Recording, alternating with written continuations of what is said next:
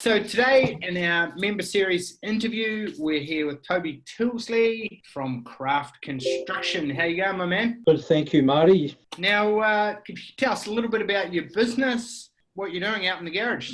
Well, at the moment, I guess you could say we're not really, probably like most builders, not really doing a great deal. But I guess you got to take the positives from the whole thing and think of ways you can do something for the business and everything else. And that's sort of what we're doing at the moment, trying to find ways to maybe finalise a few systems that we've put in place recently. And I mean, it's a good time to a bit of R&R as well, which is good. Yeah. But yeah, primarily we do new builds, renos. My bread and butter's been renos and probably the odd new build here and there for the past 7 years. Probably for the last 2 years, our niche market's been primarily focused on new builds, sustainable, eco, sort of passive house sort of stuff. Yeah, it's been a massive movement overseas, the sustainable, eco, passive housing. And New Zealand's been quite slow in my mind to pick up on it, particularly compared to Europe. And there's a massive opportunity for yourself being at the forefront of this movement to really be, get your content out there, be a thought leader, dominate this niche, provide great value to people, which is what we've discussed over the past few months. And why do you think we're behind where Europe is? And what do you see going forwards? I think it's only going to accelerate massively. Good question. Kiwis have got an interesting mindset, don't they? They always think she'll be right. Haven't really worried too much about anything. They sort of just put their hands up in the air and say, put another jumper on, or, we're warm. We don't need to worry too much about that. But I think they're just potentially missing the point, maybe, around indoor air quality. The health is the main thing. Health's a big thing. That's probably been the big driver for me, just with having asthma and understanding how important it is to have good indoor air quality. But isn't there something like 25% of the population or 20% of the population are asthmatics? Yeah. I mean, New Zealand has the biggest rate of asthma in the world. So I mean, what does that tell you? It's not. It's just the quality of our homes is so poor. I mean, I'm only talking for myself and my asthma and how my asthma is, but mine's mold. I get asthma when there's mold around. So if I live in a damp home, I'm straight away. I'm on steroids, prednisone. Becomes a big issue. Whereas other people, they probably suffer from different forms of asthma, so it's probably not such a big deal. Maybe it doesn't bother them. So prednisone's quite a strong immunosuppressant. To be honest, my mum takes it for rheumatoid arthritis, and I know it's one of the strongest ones. Oh, it's brutal, man. Like, I remember when I first moved to Auckland, I rented this house in Takapuna, and Katrina's shoes by the end of every winter were just mold, and you could literally just pull them apart. It was so damp, and those years were terrible. We just I was on prednisone at least 3 or 4 times over the winter, and it's a bad drug to be taken. Like, you can't sleep, can't think. It's just you can't drive. It's not good, but that definitely helps you breathe. Yeah. But I mean, just going back to the housing side of things, I mean, it really is a no-brainer, and I don't think it doesn't necessarily need to fall into the health category. There's a whole thing around energy efficiency as well, and people always whinge and moan about the cost of building this and that, but it's not about that. It might cost you a little bit more up front, but if you look at the overall cost long term, you're actually saving. You're not only looking after your health at the same time, but you're saving money in the long run. So if you're prepared to stick it out you wouldn't go out and probably build one of these things and then try and sell it, because the money you're paying up front is obviously you're not going to probably get back unless we start to become a little bit more aware, and that's when people are going to understand and appreciate why we do what we do. Yeah, 100%. So tell us a little bit about why you joined TPB, I think a year and a half ago or so. What changes were you looking to make to your business? What were your frustrations? What did you want to do differently or improve? Oh man, it was we just didn't really have any systems really. We had no process. It was all word of mouth. It was who you knew. It was a lot of who you knew, not what you knew. And I think that I just got sick of looking for the next job. So I was on the tools. That was probably, I mean, that's the biggest thing. I was working all the time, and it never allowed me any time to get away and actually focus on the reasons why we don't have ongoing work. How do we get the next job? How do we focus on the market that we really want to be in, but at the same time we've got to put food in our families' mouths? And I was just getting sick of having all the stress and then get a little bit of relief and then stress, relief. And I just got sick of it. It was either we move away or we change it up. We had to do something because we were screwed. That's the thing. I think a lot of builders get on that hamster wheel of do the work. Holy shit, get the work. Yeah. Do the work. Yeah. And it becomes quite a roller coaster of emotions, roller coaster of bank balances, yes, time, and stress, ultimately. Yeah. So what have been the things, I guess, what changes have you made, and what's made the biggest difference if we think tactically for other building company owners out there and other members? What moved the needle the most? Because I know you've done a truckload of things. Yeah, we have. Number one, get off the tools. That's regardless of your situation, you've got to be prepared to spend a bit of money, get the advice. I mean, I can't even remember who the first person I contacted before I actually got in touch with you. He was another mentor, probably in another area, but he put me on to you. Mm-hmm. And that was the first thing that went through my head is I need help. I can't do this on my own because I don't actually know anybody who can help me. I need somebody in that field. So yeah, sort of delegating, as you would put it, somebody to show me the way. Yep. And that was the first step, was get off the tools, understand the systems, work out what's first in the list of systems. And then, we had to spend money. We had to, even though we had no money, we knew what we had to do. So we even spent money without even having the money. So we basically spent everything we possibly had to set up a new website, set up systems, basically everything. Yeah. And how's that worked out for you? Oh, mate, absolutely game changer, eh? Like, yeah, I don't even think words can describe how different it is. Like in 2 years, yeah, like we've just implemented an office lady. Well, first of all, I thought it was a good idea to have a project manager, but it turns out that's not actually what you need. Office manager, she has just taken such a weight off me. It's just, I've got so much time on my hands now by having her. She knows builder trend in and out. She works with all my foremen. She's managed to find a way to get Xero to integrate with builder trend in a back costing sort of format, because that's something we struggle with for quite some time, is trying to get the two to work together. Because she comes from a background of Xero, she can still back cost everything, but we had 150 applicants for the job, and we nailed it down to the final 3. And she got the job because the only reason she got the job was because she loved what we did. She loved everything about sustainability, and that's what leads me into our team now. Is we don't just employ anybody now. We make sure that we only employ people who believe in our values and what we do. And that's awesome. That's really now been the whole crux of our business now, is that if you don't believe in our niche market and what we actually do, we don't have a job for you. We're not just going to pay you to come to work just to collect your check and go. That's one of the biggest things that shines through about you, is that you're very on purpose, on intent. You live your life and business with integrity, for want of a better word. This is who I am. This is what I believe in.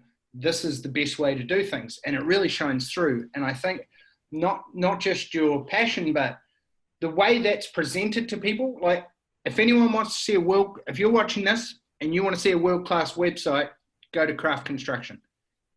Epic. Craft Homes. Sorry, I should know, right? Sorry. Crafthomes.co.nz. Yeah, exactly. And the videos, amazing. Like Yeah. some of the best of our members over the last 10 years that I've ever seen. Like amazing. Yes. We're working with Alex at the moment on a couple of really cool ones around prefabrication and you know, speeding up the build process. And we're doing a big one at the moment on Homestar and why, rather than sending out a questionnaire now, we just have a video we just send everybody, and it's like it's an interview around our integrated design process and why we work with architects and clients from the start, how to build a proper eco home, you know,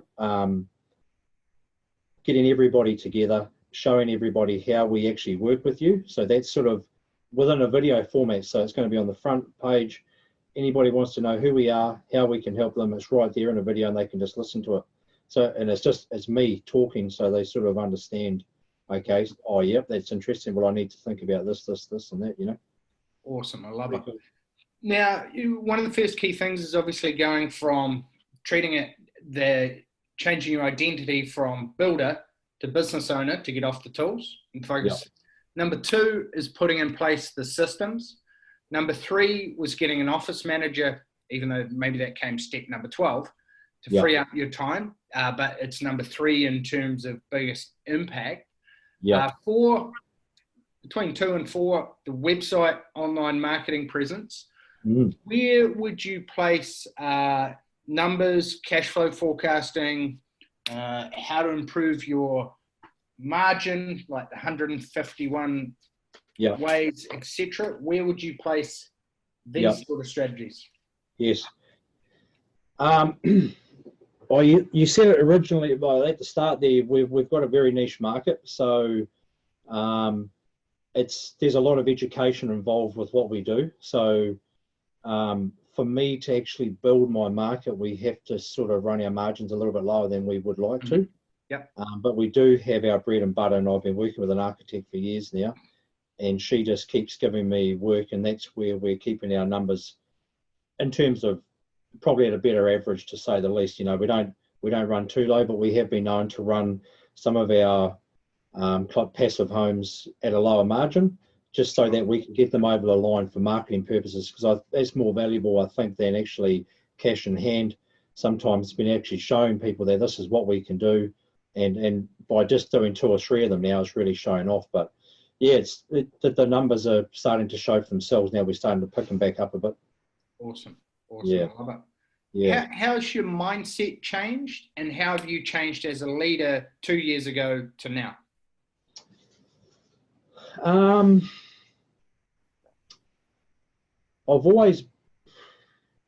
Good question. I've always been driven. I've always trained every day. I've always eaten very well. I measure my food. I've always done mindset, gratitude. Probably gratitude is probably the one that I've implemented recently. I've been using Brendan Bullshard's high performance planner. So I've been doing that now for about 2 months, which has been pretty cool. There's some things that you learn about yourself over time that you ask yourself these questions and you wonder why, but by the end of it, you sort of realise that I understand now why they ask those questions. But yeah, I mean, that's probably anything changed. I've got more time. That's the big thing now. I've got heaps of time with my kids. Awesome. But in terms of mindset, I mean, I've always got up really early. I've always set my day up. I've always had my food. A lot calmer, more zen, know where you're going, confidence in the future, handle the wins. That's what I see in you. Change from kind of frazzled, hustler, driven, but now you made a lot of wins. You're on the journey. The strategies are working, and you're like, great. It's how far can I go, not can I get there. Would that be that's exactly right, Marty. I mean, I want to sort of set ourselves as a bit of an authority. So I've sort of getting involved with all these groups, Passive House Institute, which is the world leading institute, being one of the builders in Auckland that are building passive homes. They have been built all around New Zealand, primarily down south because it's a bit colder down there. People think that they're needed in more cold areas, but I can see now where I want to be each year. So I've already got a vision for where I want to be at the end of this year, 5 years, 10 years. So yeah, I've got a good plan. I've got a plan. I love it. And you mentioned time. What was, because it's also quality of time. Like, yeah, there's a massive difference between working 50 hours a week, but coming home feeling frazzled, you're not present with your kids, not present with your family, versus having peace of mind, sleeping well, knowing that you've got the systems, the team sorted, etc. What's that? Are the hours different as well, or what's the difference? Yeah, I think having Paulette, our office admin girl, she's definitely taken a lot of stress and time. Like, I've got more time now in the morning, so every day I spend time with my kids. I can take them to kindy. Kat works a couple of days a week in the hospital as a cardiologist, so those days there I can take care of the kids. And yeah, I mean, I've just generally got more time by probably taking on Paulette, who's, yeah, I mean, just, yeah, I can't even really remember how much time I never had, like, in comparison to what I have now. Like, it's exponentially probably 100% more. Like, I got half a day I've got to myself, and the other half a day I've got on my business, but I'm focused more on the bigger picture stuff now, like the videos, the educational sort of stuff. So now, because I've got the foremen who understand Homestar, they all have the manual, so they're all learning it. I educate them. I ask them questions every week. So now they're all starting to really, they all work within themselves. They don't actually have to ring me now or ask me any questions. So the systems are really the key thing to making this whole thing run now, and it's become a really well-oiled machine. 100%. I love it. And if you're happy to share some numbers, yeah, what were your hours like 2 years ago? What are your hours now? Where was revenue at for both businesses, and did they exist 2 years ago to now? Yeah. And what was margin like? Yeah. Geez, man, we were running at 10% across the board before I started with you, which was 2 years ago. Crikey. That was before I started, and I was probably doing 1 or 2 homes a year. Might have been up around the value of 1.4 mil. Trying to work out why I wasn't making any money or getting anywhere. So in 2 years, I think this year now, with everything going on, we've got 4 projects running. This year is probably going to be up around 8 mil, I'd say, this year. Last year we ran at about, I think it was just over 5, but this year is going to be about 8, and we're probably sitting at we're probably roughly around 17.5%. That's probably net profit. Awesome. Dude, that's huge improvements. I think it's funny, like, in the formula for success, be, do, have, most people focus on the have at the end, your toys, all the rest of it. So if you work backwards in the success formula, you work out what do you want to have lifestyle-wise, what do you need to do business-wise. I believe now the most value comes in who you become. Being calmer, being a person who doesn't react as much, being more focused, being more present, being someone who has a vibration at a higher level. You just kind of see yourself over a couple of years, and I know it's a massive transformation in you as well as myself. Yeah, it's been game changing. It really has. I mean, hats off to you. It's sort of something that I never thought. I've always asked for help. Something that I've always been good at. I've never been afraid to ask for help, and that's that's something that people can take away, is don't be afraid to ask somebody for help. If you don't know what you're doing, just ask, because I mean, I'd be more than happy for anybody to ring me. I've bloody told so many people what I'm doing, how I'm going about it. These are the next steps. I was on a fishing trip with Placemakers the other week. Some of the builders that are on there, they were going, oh yes, they were all asking me all these questions. It's like, far out, man. 2 years ago, you wouldn't have come and asked me a question because I wouldn't have known nothing. It's just you got to ask the question, keep learn. What do you think stops guys, and builders in particular, from reaching out? Or is it appearing weak or not thinking, well, Yeah. I can do it myself and I'll figure it out. And because I see quite a few 60-year-old builders come to us going, oh shit, I'm on stop credit and my margin's only 10%. And I'm thinking, dude, you didn't have to struggle this long. Nah, I don't know. Maybe they do maybe appear like they're maybe letting themselves down, but they don't want to show it, or maybe they think they're doing well, because I've had a guy who put me through my apprenticeship, another guy who was a foreman for me. Two of them have now worked for me. One still works for me, and I bumped into him the other day, and he basically he got himself into a financial strife, and I seen him the other day. He started his first job again, and I asked him. I said, so after all these conversations we've been having, what are you running your margins at? What are you running at? And he just said, oh, just 10% across the board. I said, man, how many times have we had this conversation? I said, you're far better off just going and working for somebody, because you're running too much of a risk with your family, your kids. It's just especially on a fixed price, it's too risky, man. I mean, you will make the money if you're doing that on a cost plus basis, but you're only just making ends meet. You're not really, business 100%. costs still come up, eh? Yeah, and I think people think it's not possible, or how do I do it, but if you follow the process, you can easily get 1% improvement in your marketing, 1% improvement in your sales process with your quotes into action plan and info packs, scripts, questionnaires, 1% improvement in productivity on site through going through the job with the foreman, giving them 20% of the labor saved, forecast versus actual hours, quality assurance checklist, team reviews, 1% on your suppliers, 1% on your sub-trades, let alone referral. Like, it's fully doable. And if you break it down, it's not too hard. No, you don't have to do it all at once. It's amazing how you can creep that margin through. You don't have to, you don't just have to say, right, I'm going to put this much on that. You can, like Russ has always said, I like the way he breaks the job out into stages. Whether a structure, it could be exterior, interior, finishing, whatever. But there's just a big, large figure in there with just a generic breakdown of what's involved in that overall figure.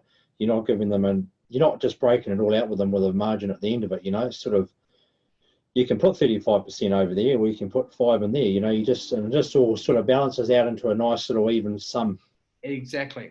And then I think a big one is people changing their perspective from variations or change orders are a pain in the butt. To here's an opportunity to help the homeowner more. Create a lot better service and come out. That margin might go from 20 to 22% or 17 to 19%. How do you treat them? What's your process with regards to variations and how you pitch them through, etc.? I mean, every builder that's probably listening or watching, we all know that there's money to be made in variations. You can claw back a little bit. I guess variations are, in a contract sense, your job, if it's a fixed price, you can have agreed margins for your variations, and it's something where people don't really realise. Oh, well, there's not going to be a variation, but every job has a variation. I've never built a house that hasn't had a variation. It's just something that you can generate a little bit more income from, and that's another way to increase your overall net margin over the whole project. But from an integrated design process, if you're working with your architect, which I do, I always work with the architect and the homeowner at the start, and we try and iron out all those things. And whilst doing that, you build a really good relationship with everyone, and then you've got this really trust in the client. The client trusts you, the architect trusts you. You're going over all the details. Do you involve anyone else in the meeting in that? Do you involve your foreman? Do you have your QS or project manager? Foreman, who else do you have? All of them. Like if it's a reno, I bring my whole team in. So sparkies, plumbers, everyone, floor layers, at the initial meeting, or the initial site visit, or when you're presenting the price, or when do you bring them in and at what stage? Okay, so when I first start off, I just bring my foreman and QS. We sit down and talk about the project, just go over all the new layout, what they want to have included. And then we go away, we price it, and then at the stage of pricing it, when it gets accepted, then we bring everyone in and we just get everybody to confirm their rates, make sure that what the price that they have put into their budget is right, and what they're saying. There's not going to be any additional costs later on, so we refine it at the start, where there's no going back later on and saying, oh, well, it's going to cost a little bit more because of this, that, and the other. Well, we've already sat with the owner. We don't want to have this conversation with the client, because we've sat with them, we've showed transparency, our professionalism is getting everybody together and making sure that there's no issues later on. Awesome. And I think it's Brendan has a great document. I don't know if you've seen it on the membership site, where he goes, great. Remember, Brendan's going to be involved from Next Level Contract initially, and this is the whole team, and they actually do this at the site visit, and at they brought it forward from the first when they present the quote or the action plan to the site visit, and they run through. Great. This is John. He's our foreman. He too's going to be in your house each day. This is Bob, the project manager. He'll be around once a week. He's the guy that you contact for any change orders. He'll be signing things off. This is Mary. She's our marketing lady. She's here to make sure that you have a great experience, and we'd love to get a testimonial out, and we'll be taking photos, which we'll upload to our project management software, which you can see at the same time.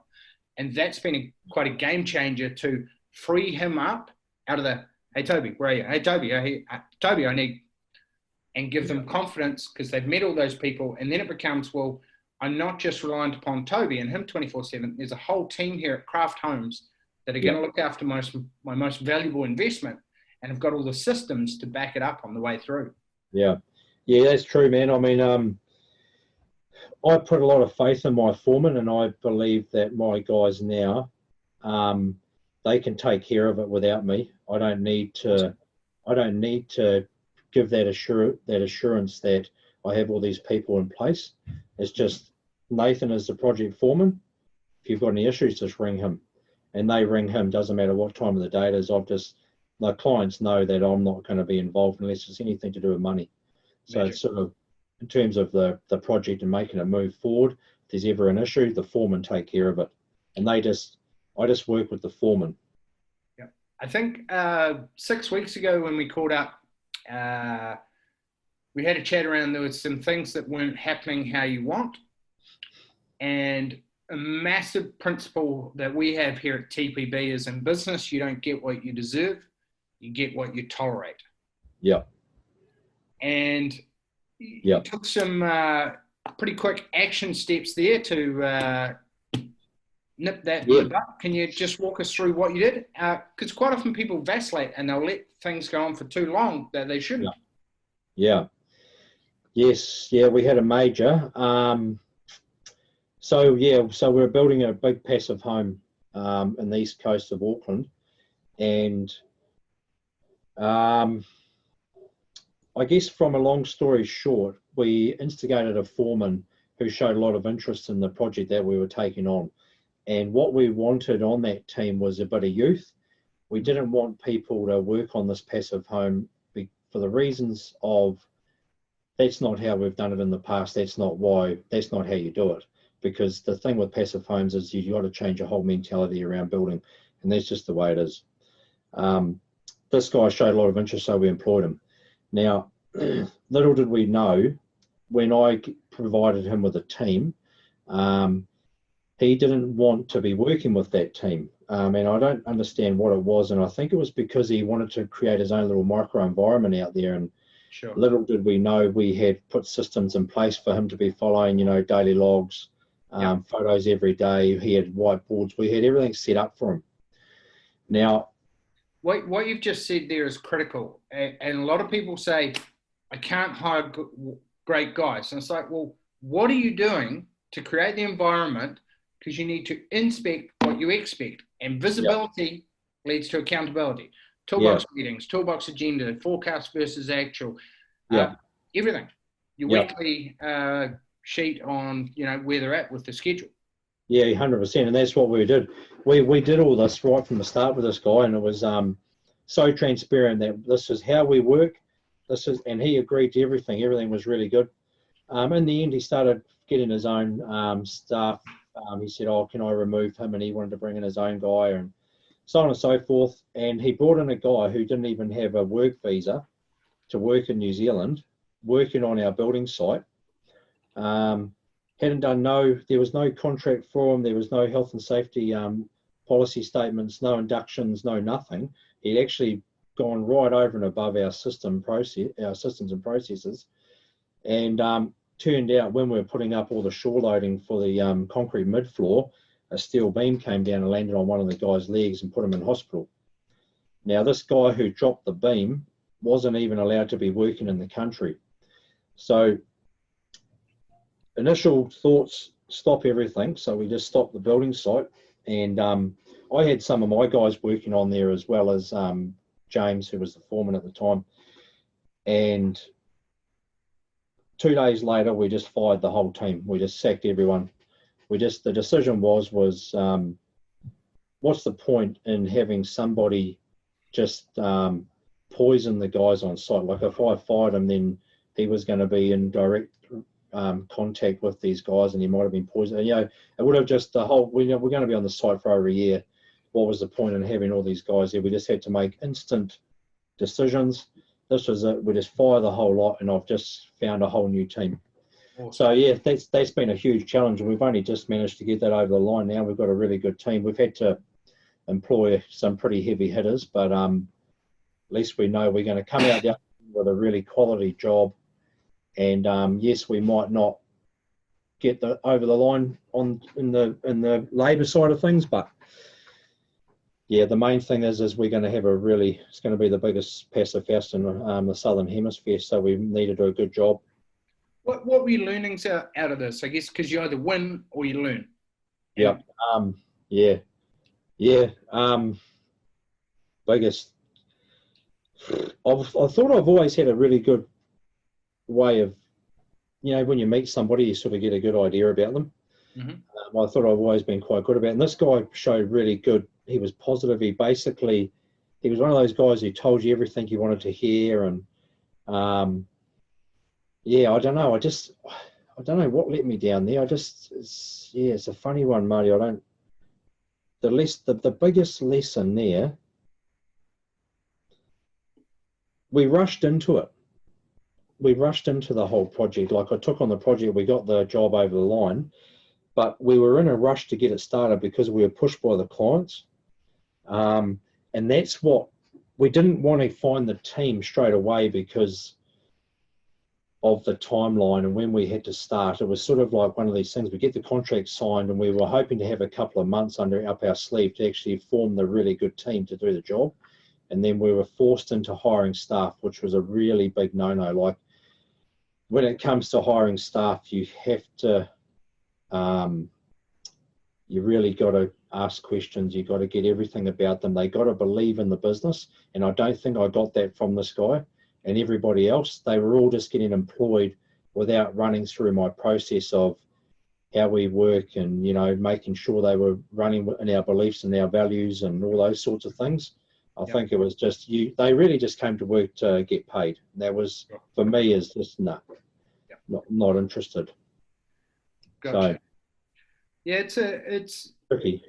Yeah, it's a tough one employing people. I guess that's one of the biggest challenges of being a business owner. Staff are hard. Yeah, 100%. And by stepping up as you did and not tolerating, because you could have let that situation carry on. And I'm sure on bigger jobs like that, you're like, well, we've got a relationship with the client. It's going, you know, they get on fine with the foreman. It's really like that decision-making power to go, no, I can solve this. I've made all these other gains and wins.